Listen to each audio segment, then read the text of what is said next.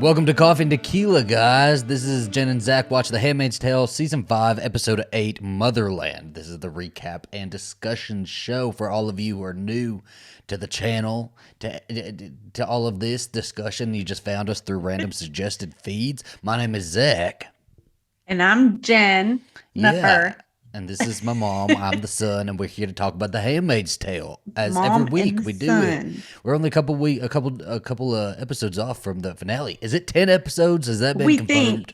think. I don't know. I've seen so many things in the feeds, but I think it's 10. I think it's going to be 10. Yeah, I don't know. We're gonna have to figure something else to watch and cover whenever this is done. I know. I keep thinking about that, but I don't know. We're just I'm gonna be not out sure of because stuff. we don't watch the same things necessarily. Almost. We watch a lot of reality TV.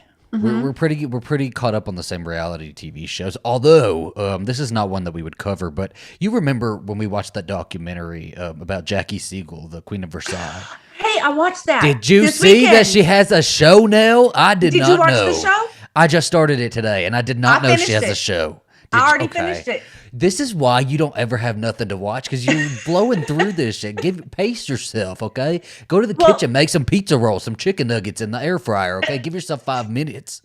Well, I was just in the bedroom one day, and I was just flipping, and I saw that, and I was like, oh my gosh. And so I've been meaning to tell you, we both were addicted to it. Okay, so me and my mom watched this documentary back in I don't even remember 2011, 2010, whenever the documentary came out. We watched it on our on demand, and it's about this woman named Jackie Siegel. Her husband is this big real estate tycoon guy, whatever he does, timeshares, and they were building the largest home in.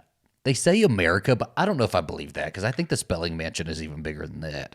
Well, she said it's the size of the biggest super Walmart. Yeah, it's huge. It's this huge house, and that was what they were so famous for, is building this massive house that they modeled after the top 3 floors of some hotel in Vegas. That was supposed to look like Versailles, the Palace of Versailles in France. And every time I went to Vegas for the first time, not a month ago, and outside of my hotel window, I could see the top 3 floors of that hotel, and I was like, that's what they saw whenever they wanted to build Versailles. So it was really cool for me to see. But they have been working on this house for 20 years. It's it's never ending, and it went abandoned for a long, long time. They ran out of money for it, and so now they've got a show all about her called Queen of Versailles? Queen of Versailles. Mm-hmm. Yeah, and I guess they're trying to finish it. I'm only on episode 2, so I don't know if they finish it or not. I'm hoping they do by the end of the season. He's in the hospital. So yeah, her husband's on death's door right now. Basically. No, well, he's 83. He's old. He's ready. Said he's 83, but yeah, he broke his back or fractured his back. And so he's in the hospital, so she's going to finish the house. I don't know how they have all this money. That house, even the construction to go into the house, in the first episode was stressing me out, because they start talking about the siding starts falling off and they have all of these leaks. And I'm how do you keep up? How do you maintain a palace? Why do you need to build a palace? What is the reason? I need to know, but it's very entertaining. It's too much for me. This grandiose house. We've always had the conversation, what would I buy if I won the lottery? I would buy a new house, but it's not going to look like that. That is not attainable, or not that it's not attainable, but it's not I would say that's not maintainable. It's you would have to be on a rat race or on a hamster wheel for the rest of your life to maintain something like that, right? I get $10 million. I'll go buy me a nice $1 million, $2 million house, pay it off, make sure I'm situated where I want to be for the rest of my life, and I would buy the house, and it's complicated. Yeah, I'd build that one. I don't know. You couldn't afford that one. That's that's gotta be expensive as hell right now. It's in California. I won the lottery, the Powerball. I guess. I don't know. This palace is massive, and I was shocked to see this show. I didn't even know this show existed, because I had finished the latest season of Sister Wives. What's it on? Prime? It's on Prime, yeah. It's on just I like don't Discovery remember. Plus. And so I'd finished the latest season of Sister Wives, and I was kind of just like flipping through. I was like, I'm in the mood for something like Sister Wives, and so I just was flipping through reality shows, and I saw her face. And I have to say, I love her. I do love her. Do you? I think she's great. I think she's just that right amount of wacky and kind of like She's wacky. disassociated, and She's disassociated. she has no idea what we feel. She does. She's been far removed from poor people for a very long time. She has no idea. But I don't know. I love her. I think she's fun. Well, I mean, I like her. I just think of, I mean, I guess if you have like endless amounts of money, you do whatever you want. But Do you remember when did you see the episode where they were going through the storage unit and they saw the stuffed dog yeah, that was in I've the seen the whole thing. documentary? The whole stupid storage room is ridiculous. And then she's throwing out all the prices and the numbers, and this is how much everything costs. And I'm just thinking to myself, Yeah.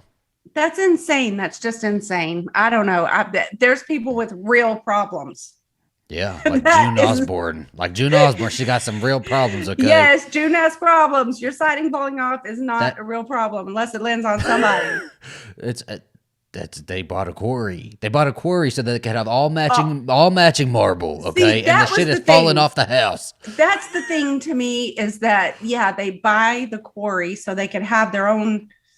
I didn't even know that was a real thing. I didn't know what the quarry was. I said, what is a quarry? How do you spell a quarry? I don't know. I just think it's insane, but it's a good show. It was a good show. I It can't is. wait till you I'm- keep going, and you're gonna have to tell me. I'm going to go back and Where I'm going to you're make at. Alastair watch it with me because I tried to make him watch Oh. the documentary and he wouldn't watch it with me. So I'm going to make him He didn't watch this the shit. documentary. No, but I feel like I don't need him to watch the documentary because they start to build the house, but they never finish it, the documentary, right? I'd rather just move on to the show. Yeah. Okay, so let's get into The Handmaid's Tale. We've kind of talked Okay. about what we've been watching a little bit, but this episode, again, is directed by Natalia Leet. Again, don't know if I'm pronouncing her name right. And what did you think of this episode, by the way? I liked it. I like every single episode. You can be negative about it. Talk shit. Talk some shit. No, I liked it. I just it wasn't action packed or anything like that. But you know, I watched it this morning. I didn't get to really look at it as much as I wanted to, so I watched it again this evening before I logged on with you.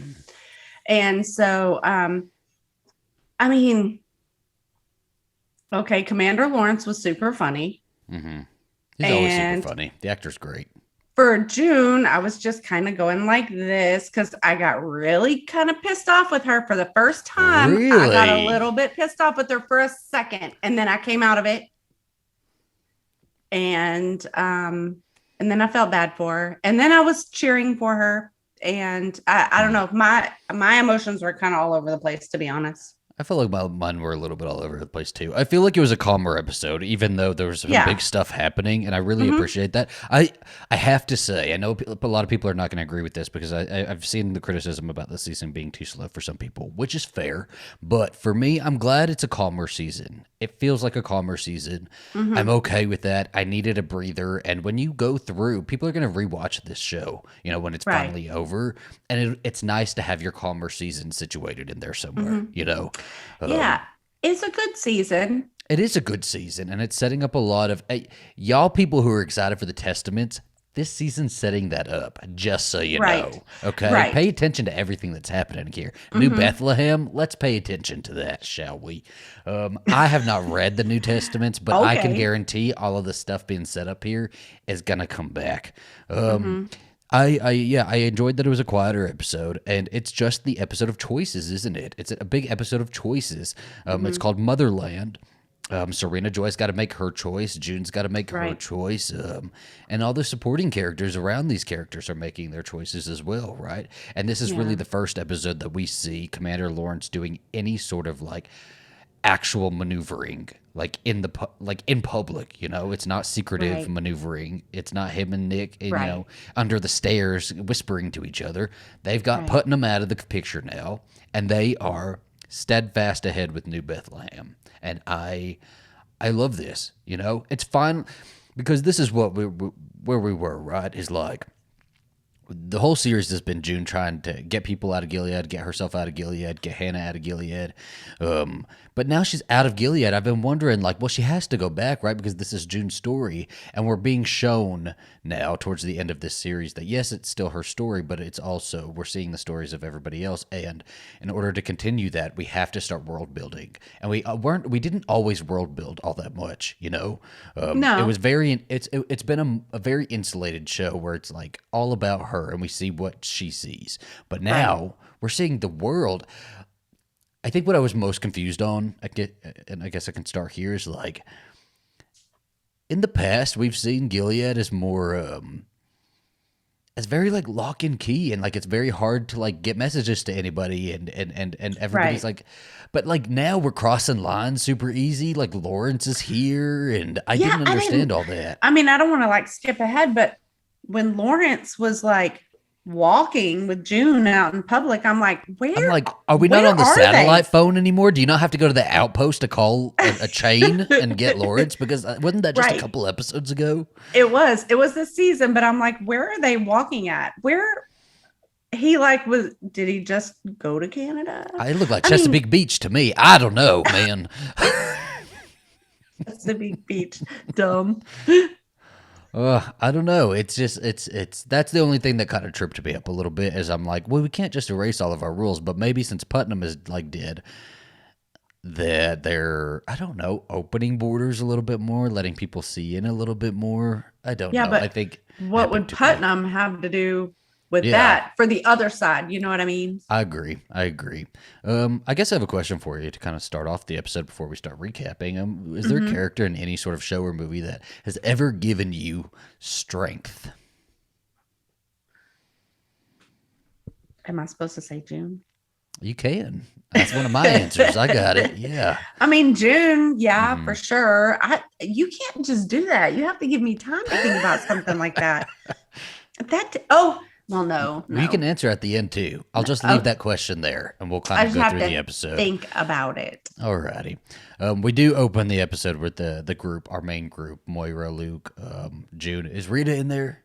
They're like cooking in the kitchen. I don't remember if Rita's there. No, Rita's not in there right now. Mm-hmm. And they kind of are having this like conversation among the. I think so. I believe so because they're having this conversation. Amongst themselves. Maybe. I don't remember. And they're kind of talking about how June was, or how I don't know, they're cheering each other on, patting themselves on the back, like we did this to Serena, and we're all real happy about it. And June is kind of salty about it. Yeah, you know? She was salty bitch. Mm-hmm. She was, and I get it because she's got. We talked a lot about her compassion last episode, right? And I feel like she's got a lot of that still here, in this one. But like nobody has to. I think they're valid for celebrating what was done too, right? Because I mean they did it in a just way, right. And right before this happened, or right before last episode, June just had this massive hate for Serena and was carrying a gun around and bearing a gun and stalking outside her place where she was living, and all Luke knows is that he saw that side of June, and all of a sudden now he wants to help his wife. You know, and he got to, and he's real proud of himself, and I'm proud of him too. Honestly, I'm proud of him too. And to all the people who hate on him, he did something. He did something. Okay, even June, you did nothing. You did nothing. It's like lies, June. He did it in the way that was natural for him to do it, right? Like he did it through the proper channels. And Serena Joy is in jail. Outside, we've got like protesters, and I guess. This was also a little bit confusing. Is like all of a sudden there are protesters like wanting, because at first I was like, oh, they're mad that June, they're like Serena supporters, right? But they're not Serena supporters. They are wanting refugees out of Canada. Yeah, and I feel like that came from I don't know where. And Moira says later on in the episode, like they write it, like Moira's like, oh, you know, you've been here for years, but when I got here, this is what I kind of experienced. People were polite, but they, you know, still gave you side eye. But like, we never saw that. I didn't see any of that. Right. Yeah. It was a little jarring. I mean, I thought they were welcoming the refugees. Mm-hmm. But maybe it's just like, I don't know, any other place. I feel like, you know, if we were having refugees, Mm-hmm. I think there would be some people that would be welcoming and open Yeah. arms, and some people would be just, Well, it's because you have your pack mentalities, right? And your people who look yeah, out for themselves and who are like, we'll worry about this country first, and then we right, can worry about other people. But, you're never actually going to worry about other people. Your right, country's never going to be fixed.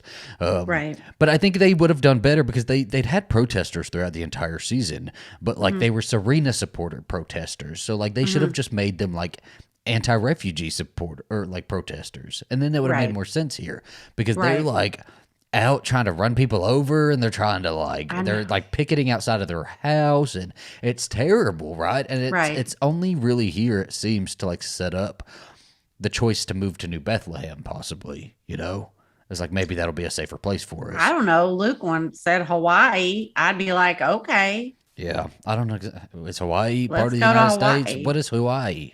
I Where's mean, Hawaii sit?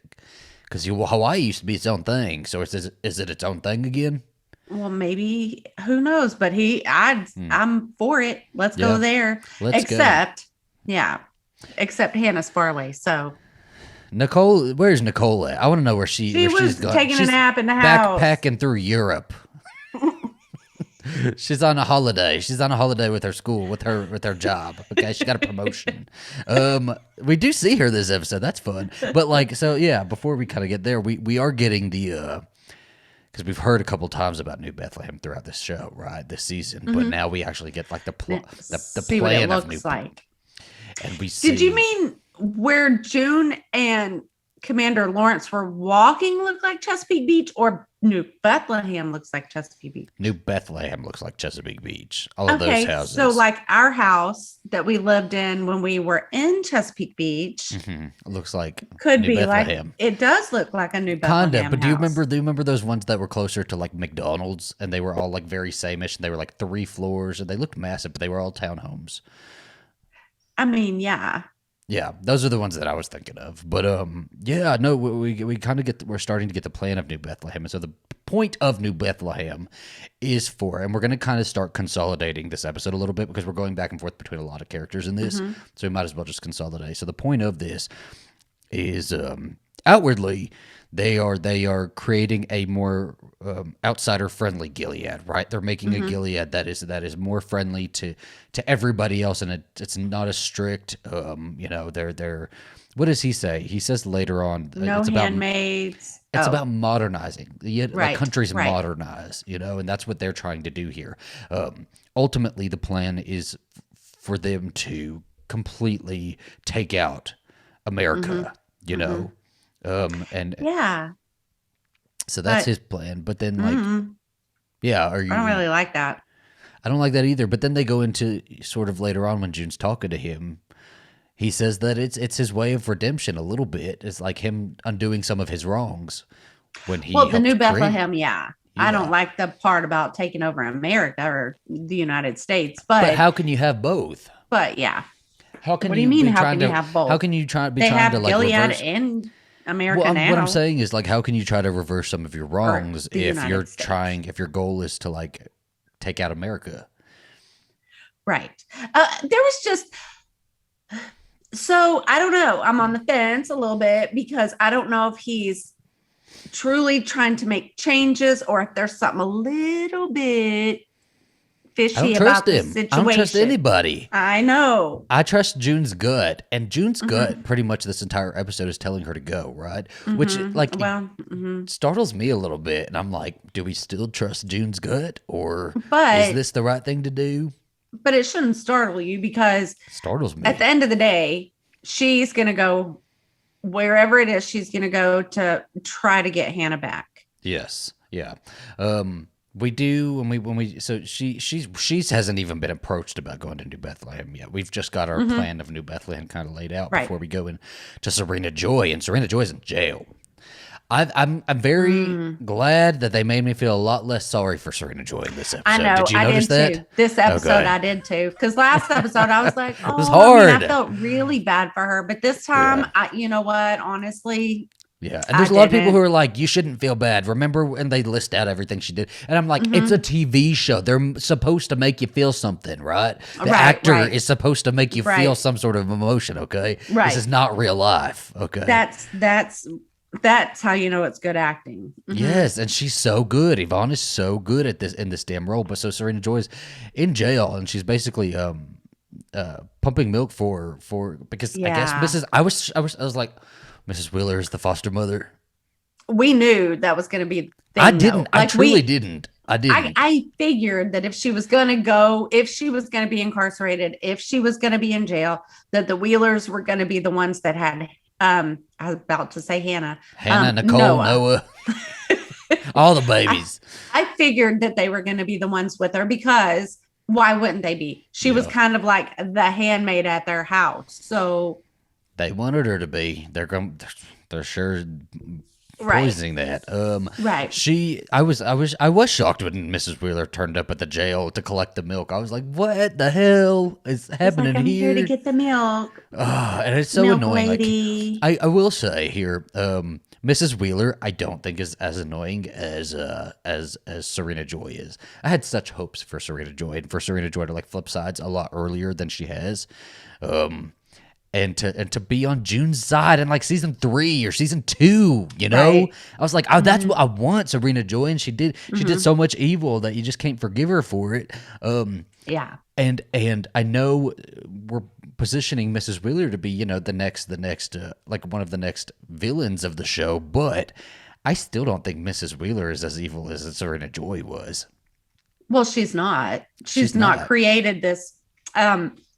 Awful warped version of their utopia. That's not what she's done. However, she is I don't know. I don't like her. You can like her. We haven't really I don't seen like any her. evil though. Like we've seen them. Like I guess you can't hold people captive. That's not a good thing. That's right? exactly it. You can't hold people captive. You can't tell them that they can't go outside or go to your room. I mean, no. This is the world we're building here. I guess you can. It's Mrs. Wheeler she still doesn't she doesn't nag at me. I think Mrs. Wheeler is fine when she comes on screen. I don't feel much of anything, honestly. And I think Mrs. Wheeler is just one of those characters that has been able to take advantage of the situation that has fallen before her. Whereas Serena Joy, very clearly, even in this scene, says, "I overthrew a country." Right. Right. Like, she reminded me right then and there why she is pure evil, you know? Well, but that's not the context that she was using it in. Yeah. Because Ms. Wheeler was basically telling her, you're not in any shape. Like, you not like have hormones. Right? Your hormones are all over the place. You're not in any shape right now to take care of a baby. Are you kidding? Women take care of babies all the time right after childbirth. That's just what a mom does. And we all have hormones. Yeah. And no, that's not even a thing. Well, she freaking gave birth in a barn, right? Well, I know. She shot a man. She's still strong-minded, I think. She said, I knew Ezra had a bulletproof vest on. Right. And you know what? I'm sure she did. I think she probably knew that. Oh, probably. Yeah. But my point is that you cannot. What was my point? I don't know what your point is. Do you have a point?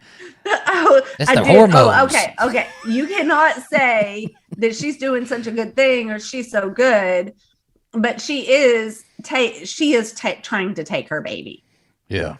I'm not saying she doesn't deserve it, but the baby doesn't deserve it. I'm not saying Serena Joy does not deserve to face the same punishment as she dealt out to June, but at the same time, the baby doesn't deserve that. Oh, well, this is a very interesting beginning to Serena Joy's journey. We're about to see a whole new journey for Serena Joy, and I'm really excited to talk about it when we get to that scene between her and June. Because it's a whole new. It's like hitting the restart button on Serena Joy. Honestly, like if we introduced Serena Joy in season 1 like this, it would have been like people would be Serena Joy fans. They'd have Serena Joy t-shirts. They'd be wearing, all of that. Lawrence calls June They have a phone call, and then like a cut later, they're walking together, and I'm like, but she just answered the phone, hello, and he's like, so how's the weather over there in Toronto? I don't know. I'm like, how many phone chains did you call to get to me? But then they're just walking together. It's like, did you have a passport? Yep. Are we in no man's land? Where are we at here? Well, because the no man's land that I saw in previous episodes did not look like that. No Man's Land, apparently, I thought it was like a little patch of woods, honestly. When they like tore apart Waterford, I was like, it's a little patch of land. We got like a brick wall over there. But like they've got roads, they've got barns and houses. And I'm like, right. Yeah. I need somebody to do the geography. Apparently, I don't know. We should take a geography test. I wonder if we could look up and find on the internet like a map of the United States with Gilead. Well, there was a shot, remember, in one of the seasons where Waterford had a map out before him on his desk, and he was looking at it, and people screenshotted that, and it I didn't understand it, but it was there. It was something. Right. But like this is so he's explaining New Bethlehem to Jude, and he's basically like, you should come here, and you can live here, and you'll be fine, you'll be safe, and you'll probably get to see Hannah. And his whole thing with Hannah is like, Hannah's going to get married. This is the system that Hannah is in, right? Right. She's at wife school right now. She's at wife school right now, and we got to remember she's still like somebody else's daughter right now. The Mackenzies have her because the Mackenzies were introduced a couple episodes ago, remember? And they were like dark and sinister. Where are those motherfuckers? Because they're there. They're around the corner somewhere, and I'm a little jumpy because I know they're coming. That's why I would be afraid to go to New Bethlehem. Something, but he basically says this is how you will be able to see her, because she's going to get married off, she's going to have her own house, we can post her there, and you can like go and see her and have a relationship with her, right? You can go and live in New Bethlehem and with your family, and you'll be fine. This is what we're trying to do. We're trying to make it open for everybody. And I feel like he hooks her pretty quick, because then she goes and talks to Luke about it. And Luke doesn't like, are you fucking crazy?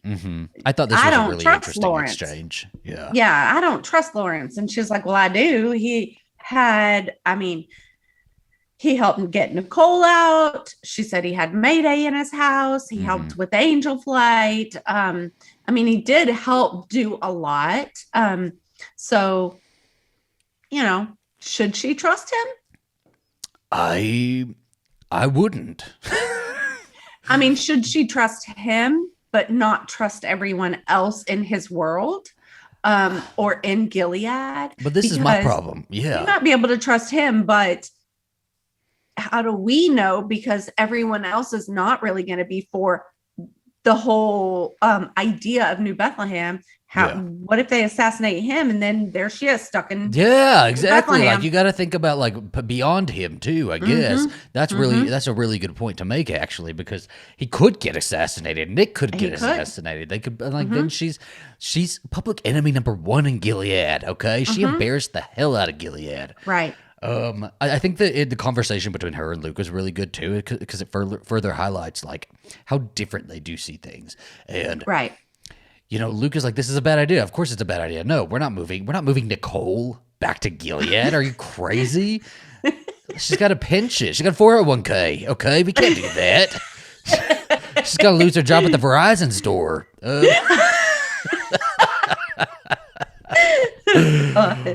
don't have a call center over there for her. Oh my God. But it also, like, and this is really sad, but Luke is kind of detached from Hannah. Or is he detached from Hannah, or is he just able to move on easier? I don't think either one. Okay. I just think they live in different headspaces. I think that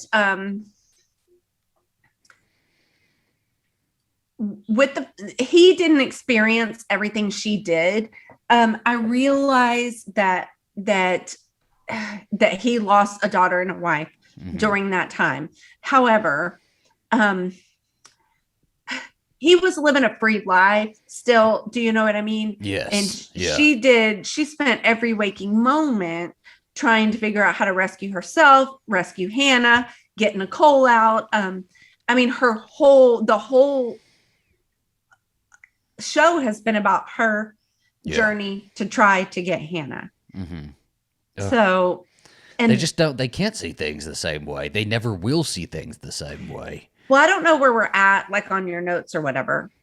So just keep going because I have a lot of thoughts. I have a lot of things to say about the whole June Hannah thing. Okay. I don't think we're at that argument yet. So like, I just think like this scene was really good at highlighting the difference between them and the way that they're thinking about it differently. Whereas like June explains why this is so important to her later, which broke my heart, by the way. That's yes. And that tells us everything we need to know right there. Yeah, we have a couple different people coming to visit Serena. We'll just kind of briefly go through the Lawrence thing. He goes to see her and tells her basically, "Go be a hand. You have to go be a handmaid. This is the way you can be with your baby. You have to go be a handmaid." It was really kind of funny when she's like, "What do you want?" No, I can't. I'm not going to go live in some woman's house when she's trying to steal my baby. And he said, she says that a couple different times in this episode too, and I'm like.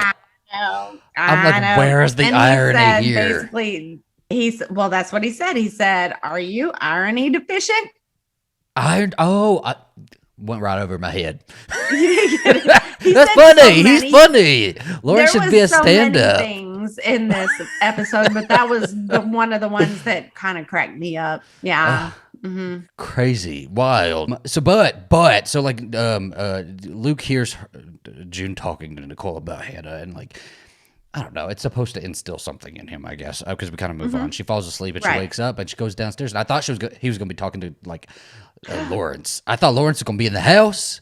I heard a man's voice and I heard him talking. I was like, what? Now Lawrence is there trying to convince Luke. I was like, Luke is. Well, I thought Luke had called Lawrence and was like, because that whole conversation the last night had gotten to him, and so he had called Lawrence and was like, "I'll do it. Like, let's figure out where you're going to set us up." By using the secret phone that Lawrence gave June. By the way, he's like, "Here's your ugly trap ass phone. Flip phone. She needs Here's your trap phone. She needs to bejewel it, like to bedazzle it or something. Okay, like something cute, like Carrie Bradshaw. I used to hang these cute little things. The charms, the stupid ass charms. Yeah. I got my first cell phone when I was like 12 years old. It was this little flip blue phone, and I got a case for it and everything. I went to the mall and bought myself a nice phone case with it, my Christmas money, and our damn chihuahua chewed it up. Chewed the case up, chewed the phone up. Yeah. Do you remember? And I was allowed to buy one ringtone on it too, and it was the Michael Myers ringtone. So everybody called me and it'd be like, but it wasn't even the right one. I bought the wrong one. It was like a trap house from Remix. It was like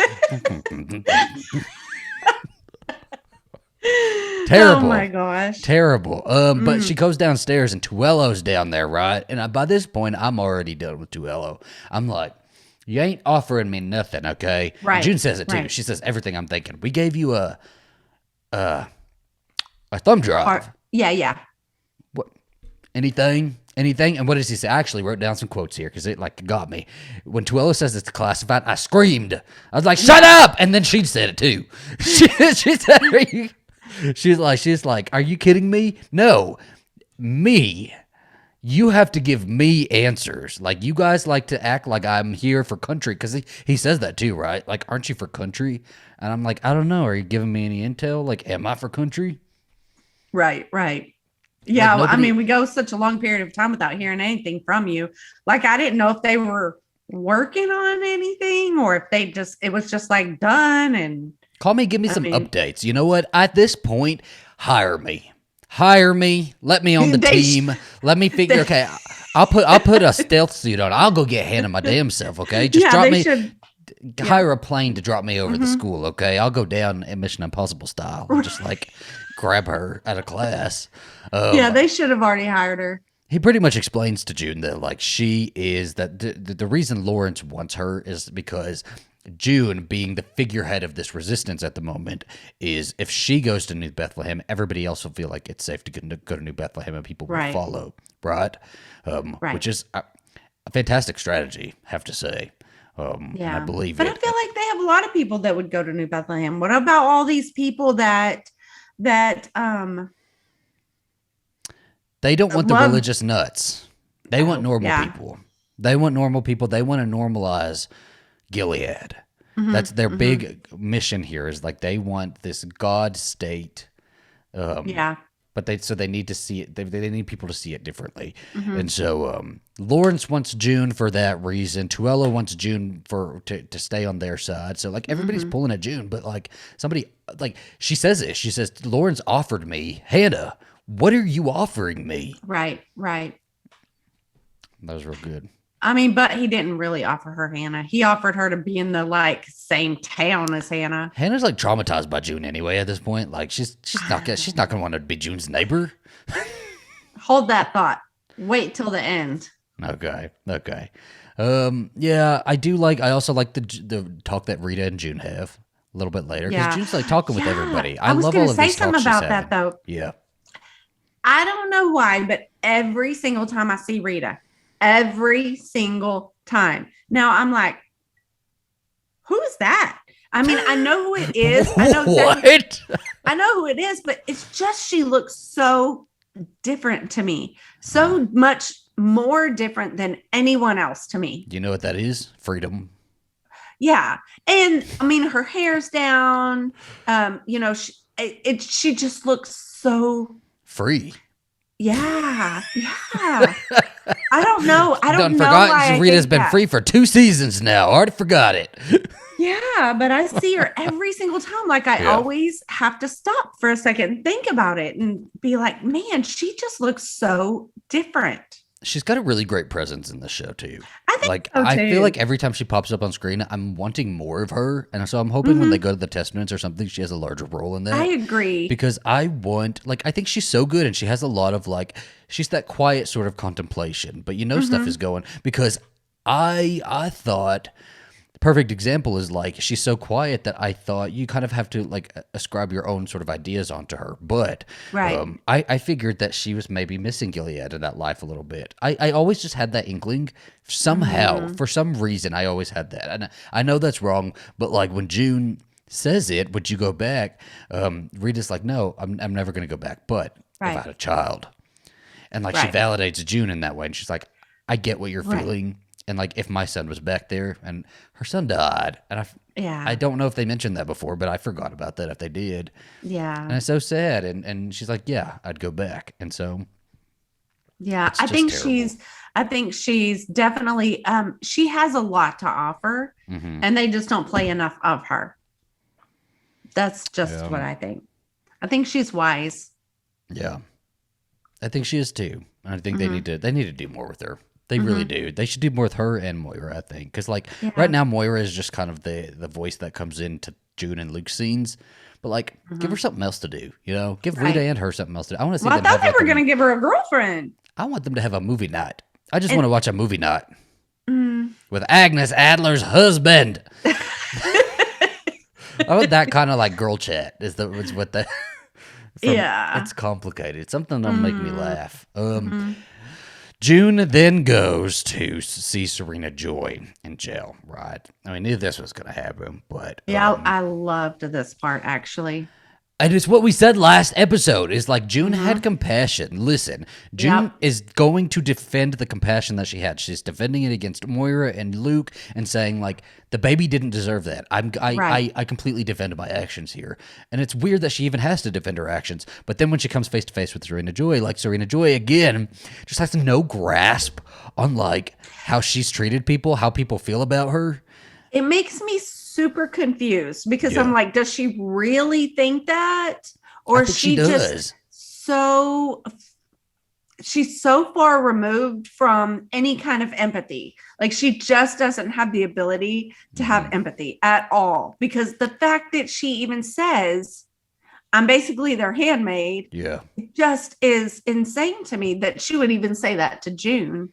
And I think she said it to June. Are you freaking kidding me? She said it to June, and I think she did know the irony of that statement. I think when she said it to Lawrence, she hadn't thought about it, but I think she had thought about it again and repeated it to June for a reason. But she even says to June, I thought you forgave me. And June's like, I didn't forgive you. This is what we talked about last episode. Yes, we did. She didn't we had forgive. This exact conversation. June didn't forgive her. June did the right thing at that moment. June saved that baby, right? And in the process, saved Serena Joy as well. Right. But she offered no forgiveness, and Serena Joy is not offered forgiveness. I had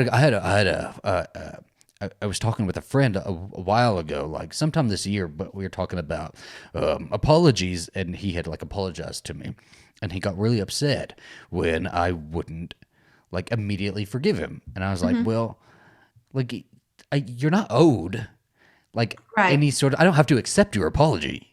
I don't, right? And like that's how apologies go, is you apologize out of the goodness of your heart. So Serena Joy doesn't apologize out of the goodness of her heart. Serena Joy is like, we're allies now, right? I have something now. I have an ally in June Osborne, which is better than having an enemy in June Osborne.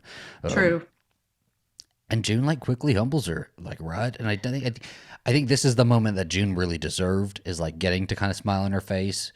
But we don't see it with anger. We don't see it with hatred. We just see it, just kind of. Well, like, she had a real smugness about her, the way she sat there and she was just kind of smiling. That was real appropriate. Yeah, I thought so too. Earned, Yeah. But even still gave Serena Joy the advice she needed. Gave Serena Joy the advice that she wanted, offered compassion to Serena Joy, even still, right? She says, I don't forgive you. And Serena Joy says, well, what should I do with, how do I get my baby back? What if I am a handmaid, And June's like, well, this is what's going to happen is you're going to go over there, you're going to act like a handmaid, and then every day you're going to be plotting and planning revenge against these people for doing what they did to you. And then Serena Joy had the audacity to ask her, is that what you did? And June's like, yeah, you see what happened to Fred? Like, really? You see where you are? Do you remember when you locked me in my room for a week and didn't give me no food or water? Right. I was riding in the closet like a crazy woman. I mean, yeah. Oh my goodness. The Serena Joy just is so void of understanding other people, and it's so apparent in this season. But this is truly, like I kind of said at the top of the episode, this is Serena Joy's reset button. This is her reset button. She is going, if she is ever to gain any compassion, if she ever is able to gain any understanding, it's going to be going through the same trials and tribulations that June did, or like similar to. Yeah, but what do you mean by reset button? Not that we have to forgive her or anything like that, but I feel like Serena Joy's reset button is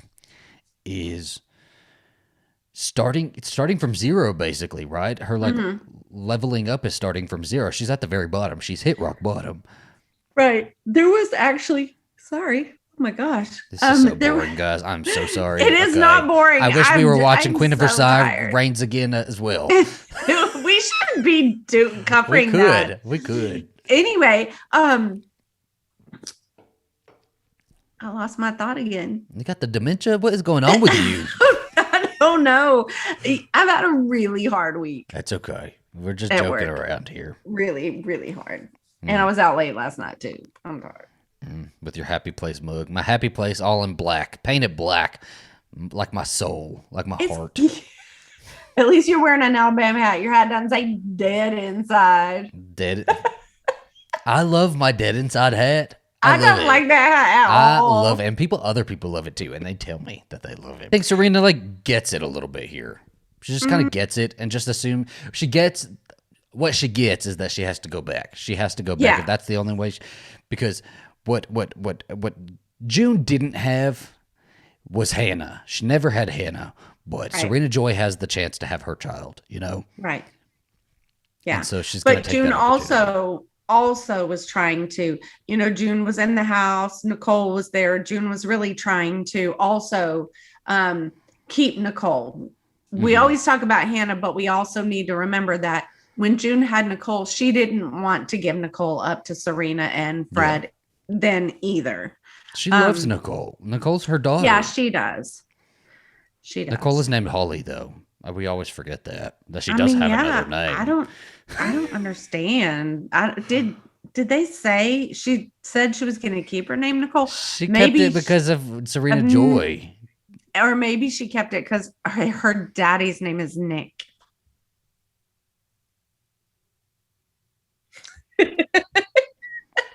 Trash. June does go in. I thought she was going to make a deal with Lawrence here and be like, well, set me up in this house. Here, get me Hannah. Get this, get that, get that. Because she does try to make a deal with Lawrence. And she's like, well, just don't marry Hannah. I'll do it. Just don't marry Hannah. Right. but she doesn't exactly make a deal with Lawrence here. They just have a really good talk, and we kind of see Lawrence and his first time really verbalizing that, yeah, I fucked up. What we created in Gilead was... Yeah, he actually had a lot. There was actually some emotion in that. And he's like, yeah, you think I don't know? Of course I know. It was terrible. It wasn't my intention. Did it sound like he was going to cry to you? It did. His voice sounded like it was cracking. It like broke I a thought second. It was cracking. Yeah. But he was just basically like, I was trying to save the human race. And then this happened. Yeah. These religious nut jobs happened, and Serena Joy happened. And then it went a whole different way than I anticipated.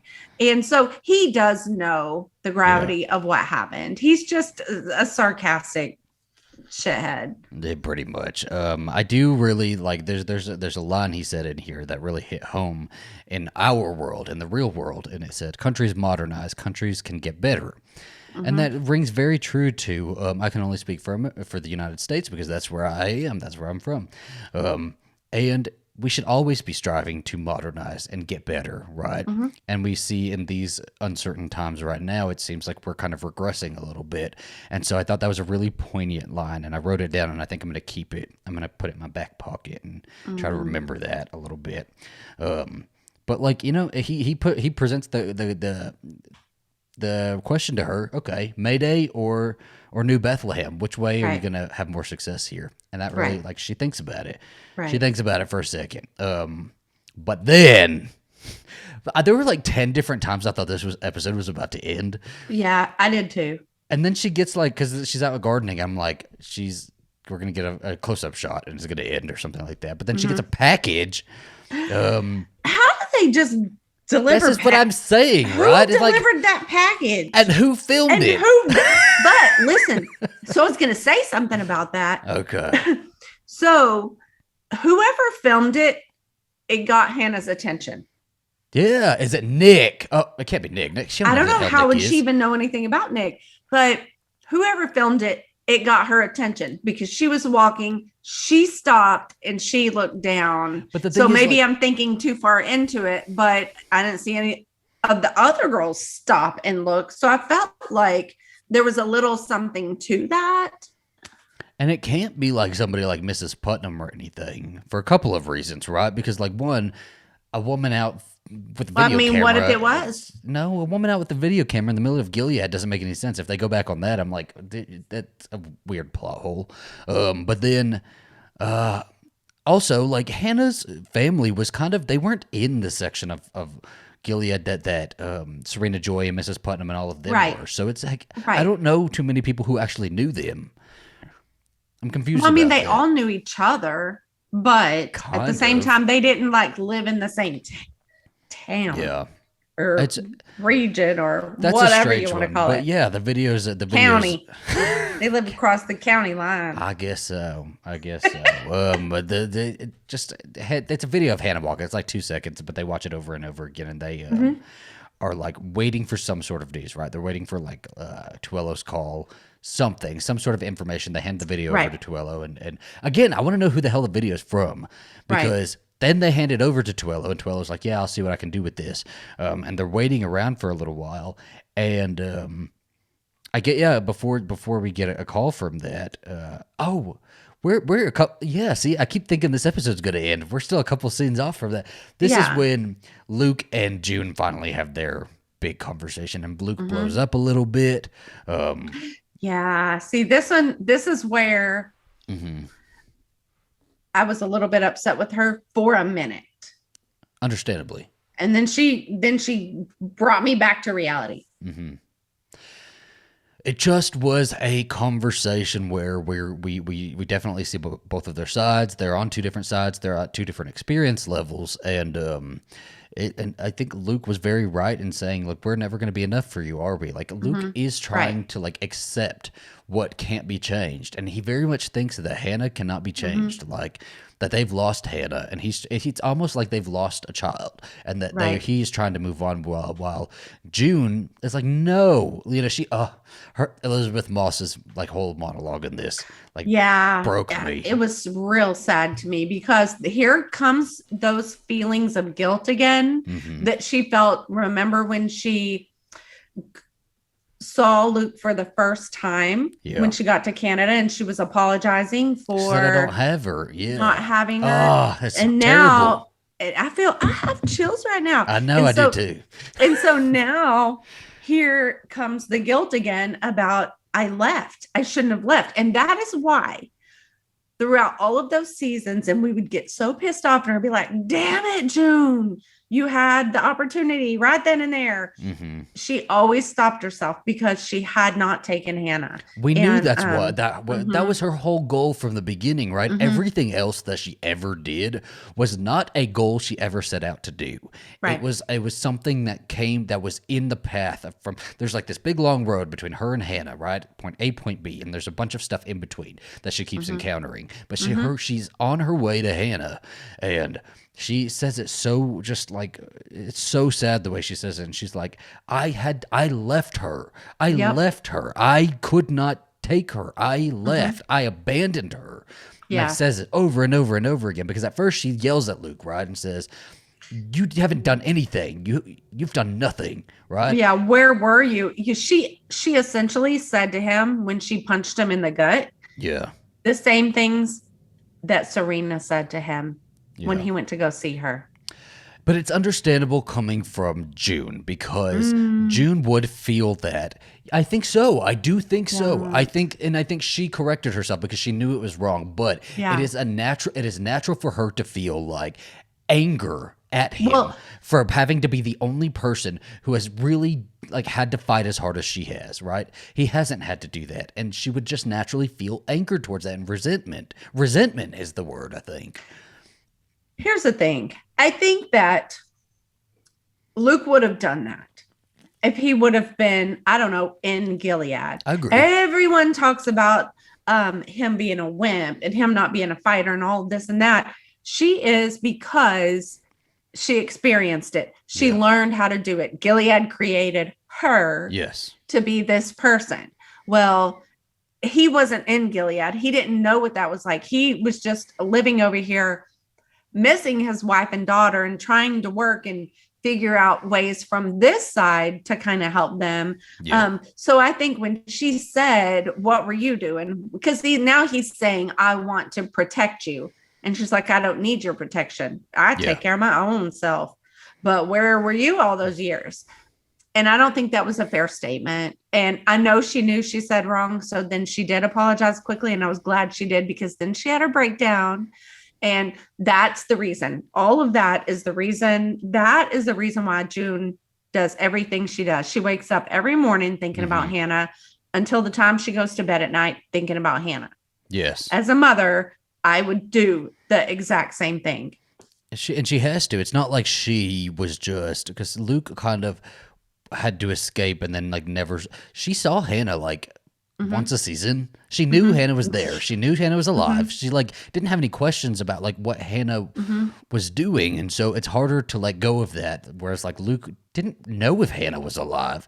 He didn't know if June was alive, you know, and so he had to kind of just move on, or not even move on, but he had to continue, right? And so it's much harder for June to continue, and I think she just needed to express that. And I think that this is such great character progression for her, in that like we had a big problem with how she was treating Luke last season, and like some of the really bad things that she did, and you know, her not opening up to him and like connecting with him. And I think that this season they're finally connecting and falling back in love with each other in a new way. And now she's able to, rather than just saying those really hurtful things and leaving it at that and storming out of the room, she backtracks and she says, let me tell you why I'm feeling like this. I'm sorry. That wasn't the right way that I'm feeling.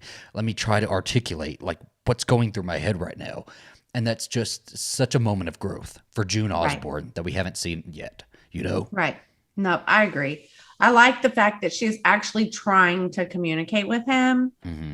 And because he tried so long with her and he wasn't really getting anything back. And then everybody was pissed off at June and they're like, what's wrong with you? Why are you acting so crazy? Well, this was why. And now she's actually starting to communicate back because I think she believes in their relationship and she has an aspect of trust now with him. So yes, 100%. And she has seen, and I think that's really helpful that she has seen him try, right? Like she may not have agreed with, I don't even know that she didn't agree with what he did with Serena Joy. I think she did on a level, but I also think she just was kind of like, she was just having feelings about it, right? And so maybe that's why she's like, you didn't ask me about that. What about when you, I think she was just saying hurtful things when she knew that that was something that she would have done too, had she like talked about it with him. But now she has seen him take action and do different things. He has done things now. And so she is able to like trust him a little bit more and know that she has a partner.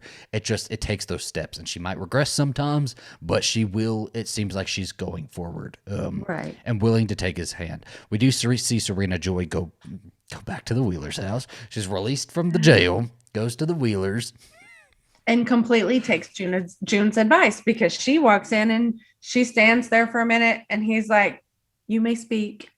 It's so weird. She talks. Yes, this is what I'm talking about with like a reset button. It's so like strange. It's almost like she has taken a role and is like, I'm going to be an actress, an actress.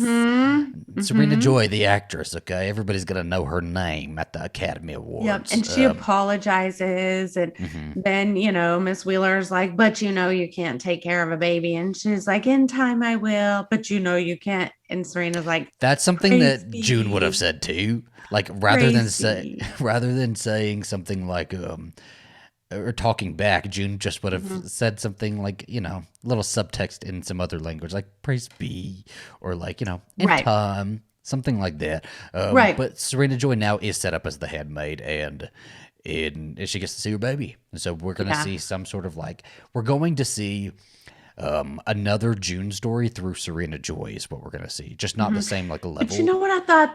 The nanny, the baby's nanny, she was particularly nice. Yes. To Serena Joy. She's tells I her find it really weird that they have all black staff. Is what it looks like. Yeah. Isn't that two black staff members that we've seen now? One, the black that nanny. work inside the home. Yeah. Yeah. And is the maid, is that what she is? A black maid? I think she is the maid, and now the nanny. I clocked it. Yeah, but Serena Joy, so we're going to see something big with Serena Joy. She's going to have an escape plot, something, because now she's like, I get to be June Osborne. I'm a plot and plan. We're going to kill, what is his name? We're going to kill Mr. Wheeler.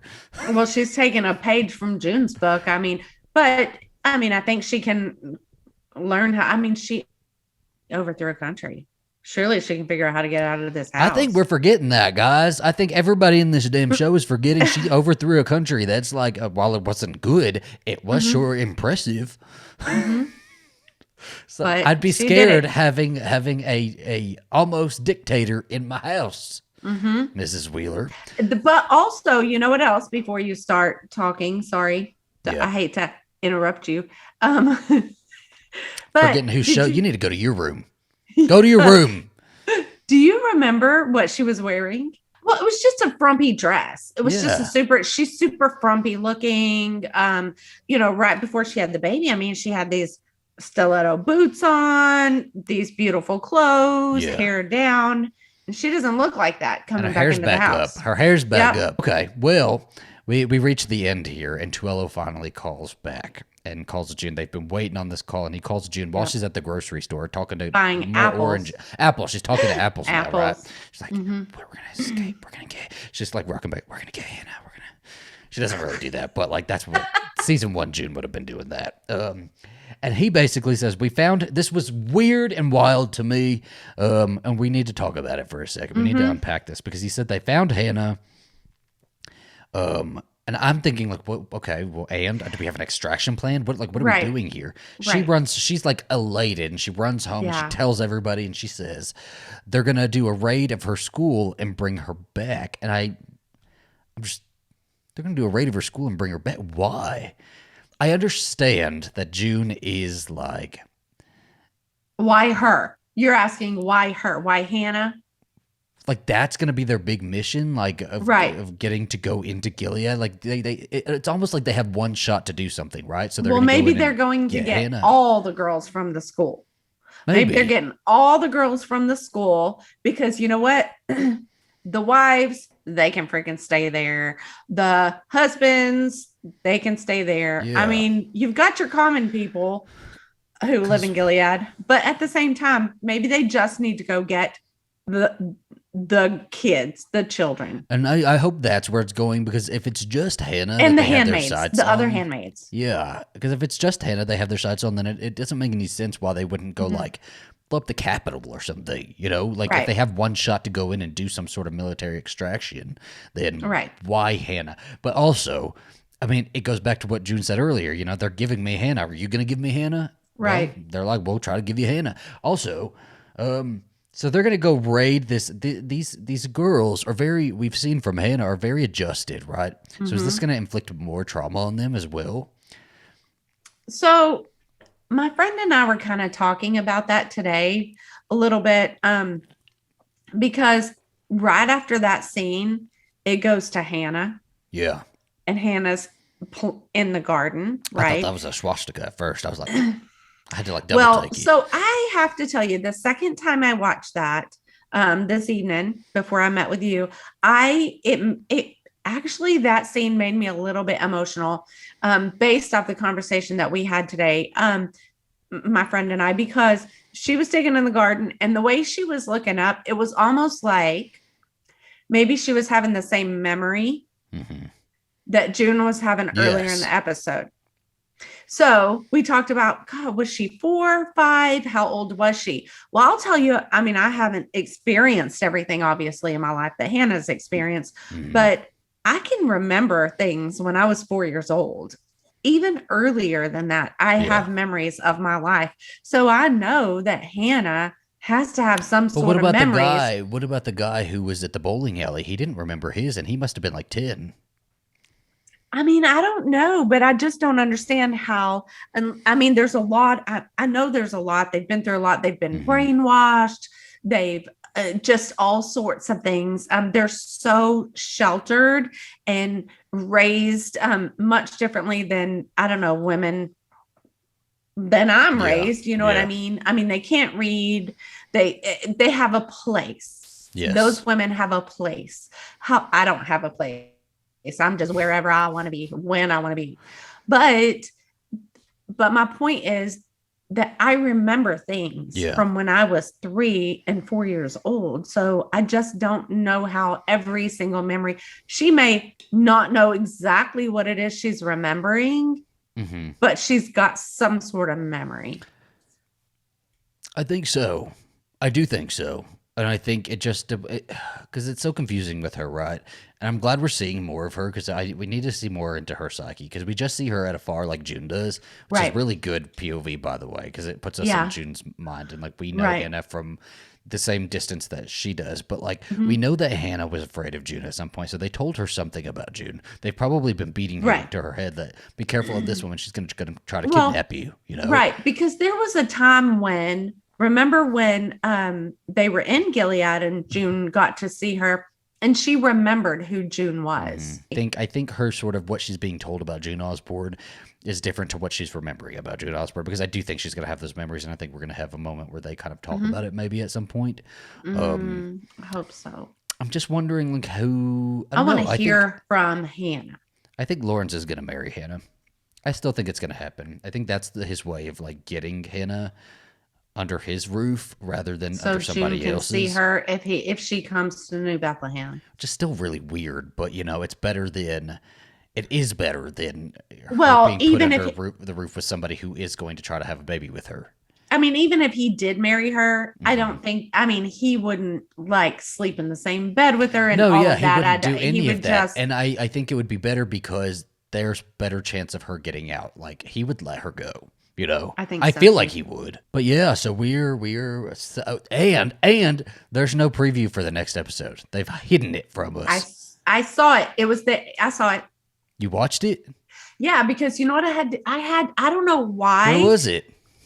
I had to keep getting out of my phone. Let me see if I can figure out where because I saw it right before I came here, and it is called Allegations 509. Oh no, not allegations. Sorry, I'm old. I can't see. Allegiance. Allegiance, allegations. I know the whole time I was sitting on the couch, I was thinking, Allegations. Who's gonna allege what? I need to make the font bigger on my phone. Do you need a jitterbug? I will buy you a jitterbug for Christmas. I don't need a jitterbug. I will get you a jitterbug.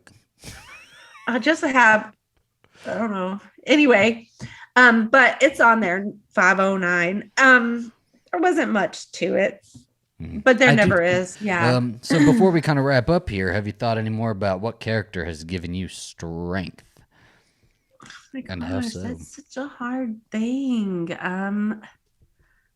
Zach, strength. I don't know. I kind of want this to be our running theme throughout this season, because we talked about in the first episode characters and stories in TV and movies helping you through something, and like meaning something, having meaning for you. So you don't have to answer yet, but I would like that question like in your mind so that you can think about like. Yeah, I have to think about it because now, like right off the top of my head, when somebody does this to me and puts me on the spot, now all of a sudden I can't remember anything that I've ever watched except 90 Day. And Deb is not my Debbie Sweater is your hero. Debbie is not my hero. She is not my pillar of strength. Your pillar of strength is Colty's mom, Debbie. No. Whoever goes against the queen shall die. Well, what did you guys think of the episode? Let us know down below. Let us know where you think it's going. And you don't have to answer yet as well, but if you do have an answer already, what character or storyline from a movie, TV show has meaning for you? And why does it have meaning for you? That's just such a tough thing because TV character. I have my favorite movies, but they're not really my favorite like pillars of strength. Like, my favorite movies are like all-time favorite movie is Hope Floats. Yeah. She's not really my pillar of strength. I don't know. Well, think on it. You gotta think on it. Okay, well let us know any thoughts you have, and we will see you next week for episode 9. I feel like this has been such a quiet thing between us tonight. It's okay. I'm pretty tired too today. I've had a long day. I've been working on this set behind me for like, my fingers are all like chapped. When's it going to be done? It should be done. Like as soon as we're done with this, I have to go buy some backing for it and it should be done. It'll be done. Yeah. And I can start decorating and cleaning up the room, and real excited about that. So hopefully by our Saturday Coffee Tequila episode, I'll be able to use it. Yeah. So, all right, guys, we will see you next week. See ya. Bye.